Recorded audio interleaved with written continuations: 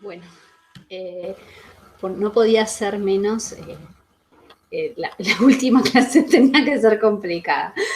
Perdonen, pero bueno, para que sepan, se murió mi batería, así que vamos a ver cómo recopilamos la parte anterior. Pero lo que les quería terminar de decir en esta instancia, entonces, es que en el contexto del movimiento que desarrolló la expropiación de los animales en el espacio de lo que fue aquella ordenanza a través de la cual se prohibía la tracción a sangre, fue bien interesante porque los cuadros que vimos después, quienes seguimos el proceso, fue que las agrupaciones ambientalistas se levantaron y acompañaron a la ordenanza en la defensa de los caballos para la no tracción a sangre en Bahía Blanca, pero nadie se levantó en defensa de la no tracción a sangre para niños de 8 y 10 años, que fue el panorama que observamos meses después en el contexto de Bahía Blanca, porque al no habilitar el ingreso de los animales, quienes tuvieron que llevar a riendas los carromatos de cartón fueron las poblaciones, y los niños estaban en esos contextos. ¿Qué quiero decir con esto? Que muchas veces ciertas acciones fundadas en cierto proteccionismo ambiental también generan desigualdad social y fragmentación social. Es como que profundizan ciertas situaciones ya existentes en pos de un supuesto bien común, y en realidad lo que estamos haciendo es generando la peor, digamos, la profundización de ciertas condiciones malas de vida para otro sector poblacional en pos de nuestras conciencias en función de ciertos espacios de defensa de lo ambiental. Estas cosas también las trabaja una antropóloga que se llama María Karman, que tiene un libro que se llama Naturalezas y contradicciones de la cultura, que es bien interesante. Está en internet, si ustedes lo quieren. Después les podría poner, esperen que les voy a buscar bien el título. Espero que les dije mal el título, aguántenme.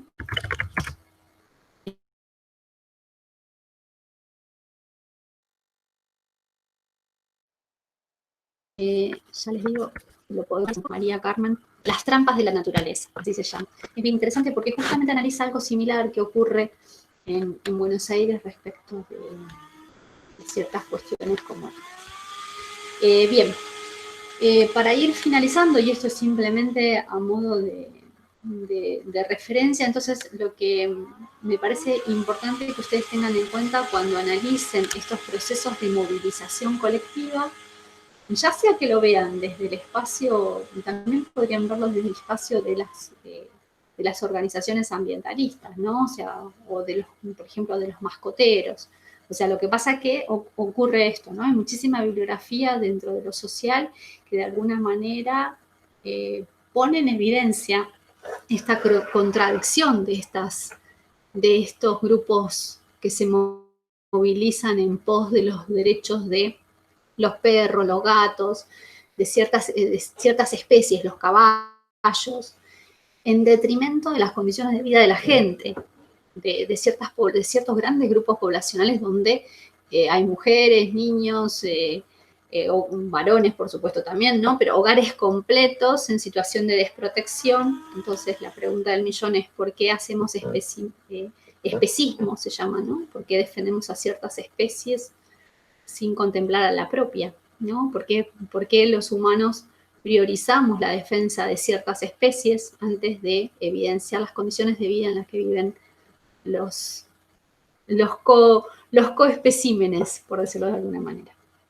Y tiene que ver justamente lo que plantean en su momento Andrea Mastrangelo o María Carmen y demás, tiene que ver justamente con no reconocer la desigualdad social en la que estamos viviendo, no hacerse cargo en algún punto de la desigualdad social y disfrazar estas situaciones con una suerte de defensa de un bien común que en realidad no termina de ser un bien común y termina profundizando situaciones de fragmentación social y profundizando situaciones complejas de vida para ciertas poblaciones.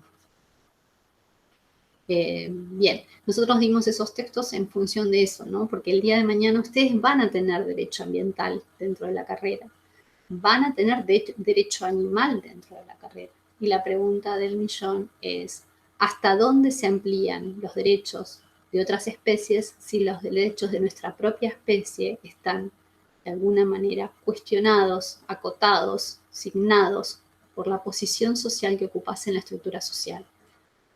Está buenísimo que ampliemos ciudadanía para el caballo, está buenísimo que ampliemos ciudadanía para el perro, pero estaría buenísimo también que ampliemos la ciudadanía para nuestros niños y niñas, que en la actualidad constituyen el 47% de la pobreza en la Argentina. Eso.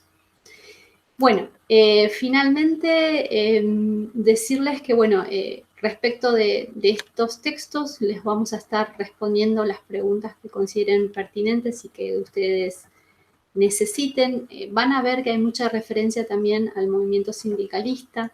Nosotros solamente queremos que ustedes tengan en claro, esto ya se los dije en otra clase, que el sindicalismo es un espacio de poder, que esos espacios de poder se fueron construyendo y logrando a través de los movimientos obreros, pero que también el sindicalismo fue parte de la desestructuración del Estado benefactor. Es bien interesante ver cómo las peleas sindicales generaron y los enfrentamientos de ciertos sindicatos en ciertas agrupaciones generaron también el declive de gobiernos constitucionales en la Argentina. Entonces, no hay que desconocer esto. Las separaciones entre la CGT, que bueno, ustedes en alguna diapo yo sé creo habérselos puesto, las distintas separaciones que hubo y la aparición de la CTA, por otro lado. Esto propició entonces la división del movimiento obrero, el resquebrajamiento y también el descreimiento de los trabajadores respecto de la funcionalidad de los sindicatos en ciertos sindicatos. Y por eso ese descreimiento también posibilitó la aparición de la posibilidad, ¿no? Es como que habilitó, dio la arena, dio el contexto general para que luego todas aquellas leyes que de alguna manera destruyeron ciertas ramas de actividad, como por ejemplo ferroviarios, se posibilitaron, ¿no? O sea, cuando aparecen las privatizaciones se da en un proceso de descreimiento total respecto de los sindicatos. Hubo, como sabemos en la historia argentina, hubo sindicatos que fueron proclives a la dictadura militar y otros que fueron resistentes a esa dictadura militar. Y llegada el momento de la democracia, en el 83, hubo sindicatos que apoyaron los gobiernos constitucionales, hubo sindicatos que se quedaron apoyando los espacios neoliberales. Los espacios conservadores, eso quise decir. Hubo sindicatos que apoyaron las miradas progresistas y hubo sindicatos que apoyaron las miradas neoliberales. Hubo sindicatos que arreglaron con esas miradas neoliberales y entonces hubo fragmentación del movimiento obrero. Eso no hay que dejarlo de reconocer porque nos estaría faltando una pata de la historia. Y finalmente, tener en cuenta que los movimientos sociales logran o no logran sus cometidos, no solamente es en función de las llegadas que tienen al poder, sino también de la mirada que la sociedad erige respecto de ellos. Y aquí los medios de comunicación tienen un gran rol. Las formas en que los movimientos sociales son imaginados, construidos en nuestras memorias colectivas, tiene que ver con las formas en que los medios de comunicación los refieren. Entonces, llamar criminales y parásitos, por ejemplo, a los pescadores artesanales en la región, implica y después por eso no nos debe asombrar que aparezcan situaciones como gente que va y se ata en una boya en el medio del mar contra una draga para decir que no quieren que sigan dragando porque están reventando su forma de vida. Entonces, estas cosas llevan a escaladas de violencia. Y lo que nosotros tenemos que aprender, o al menos es la idea en sociología, es que ustedes aprendan de que la realidad, como dijeron Berger y Luckmann, la realidad es una construcción social. Nosotros construimos con el relato, nosotros construimos con el lenguaje las realidades. Entonces, las formas en que referimos respecto de algo es una construcción lingüística, ante todo. De ahí también la importancia, por ejemplo, o por qué se lucha tanto desde los feminismos con el tema del lenguaje inclusivo. Como dijo Judith Butler, la realidad es una construcción que se gesta inicialmente a través del lenguaje. Yo veo lo que enuncio no lo estoy viendo.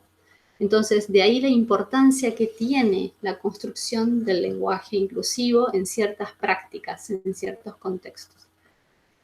Bueno, y con esto me despido. Espero que haya sido mínimamente clara la propuesta que tenemos de lectura de los textos. La idea no es que lean todos, la idea es que como bibliografía general y obligatoria tengan a de Sousa Santos, por supuesto, y en todo caso el texto de Tilman Evers, que habla simplemente, y yo sé que está horrible, pero es la única versión que teníamos digital, simplemente habla de la ampliación de ciudadanía dentro de los movimientos sociales. O sea, la idea de que en los movimientos sociales el poder circula, que las toma de decisión se da en asamblea, que se construye sujeto político. Los movimientos sociales permiten, en tanto y en cuanto habilitan toma de decisión, o sea, son espacios en donde se toma decisión respecto de una acción colectiva. Propician que las personas tengan un accionar en el espacio de lo público. Entonces, de ahí que amplían el espacio de generación de sujetos ciudadanos en el contexto de ciudadano político, ¿sí? En el contexto de el ejercicio de lo político como una práctica humana. Recuerden siempre, y esto es algo que nosotros planteamos desde Berger y Luckmann, el humano es humano en tanto el otro lo reconoce, ¿sí? En tanto el otro lo mira como humano. De ahí también la impronta que tiene esta cuestión que yo les hablo de la condición de humanidad de ciertos grupos que son atacados como inhumanos o bestiales porque maltratan a los animales, por ejemplo, ¿no? El otro está en esa condición, o sea, al otro le encantaría tener una 4x4, no la tiene un caballo que tira de un carro. Seguramente que si le das una Amarok y le pagás los impuestos y le das acceso al combustible, seguramente le va a gustar más tener eso que el caballo. Pero la condición es que tiene el caballo, que se dieron así las condiciones de vida. Entonces, el ampliar ciudadanía tiene que ser una cuestión ecuánime para todos y todas. La idea es que cuando desarrollemos acciones jurídicas en el espacio de desarrollo de política pública, por ejemplo, el armar una ordenanza, el proponer un proyecto de ley, que ese aumento de ciudadanía para un sector o para un ámbito no implique el detrimento de ciudadanía para el otro, porque luego vimos, como les dije, durante meses y durante un año y pico, niños acarreando carros a tracción a sangre con toneladas de cartones y demás, fuera del horario normal de vida de cualquier niño, o sea, a las 2, 3, 4 de la mañana, que era cuando se habilitaba la recolección de estos elementos para que no generara complicación en el tránsito, porque finalmente lo más importante en esa ordenanza fue no me compliquen el tránsito porque no me quiero chocar con los caballos. Entonces, en ese contexto, hubo niños y niñas que empezaron a trabajar de noche para poder generarse el sustento diariamente, y eso implicó que no vayan a la escuela al día siguiente, y así un encadenamiento de situaciones que el hecho de no complicar el tránsito no tuvo en cuenta. Entonces, cuando nosotros veamos un proyecto de política pública o cuando ustedes en realidad ustedes, no yo, a mí me va a tocar analizarlo desde lo social. En todo caso, cuando ustedes diseñen la invitación de sociología, y creo que para eso esta materia está, es para que ustedes tengan la habilidad, el entrenamiento y la capacidad de observarlo desde los distintos puntos, de los distintos lugares en donde están ubicadas las personas a las que va implicada esa acción jurídica. O sea, no es solamente mirarlo desde mi posición de clase media, es mirarlo desde una posición de otra clase social, es mirarlo desde una posición de otra persona, de las personas que desarrollan esa actividad y que va a ser la cual las va a impactar directamente. O sea, es ponerse en el lugar del otro, básicamente. Eso es lo que intenta esta cátedra, que ustedes desarrollen esa capacidad para que el día de mañana las propuestas que ustedes generen sean lo más democráticas posibles. Bueno, nos estamos viendo entonces y comunicando entonces por Moodle o por mail o como crean conveniente. Así que un gusto y buena vida.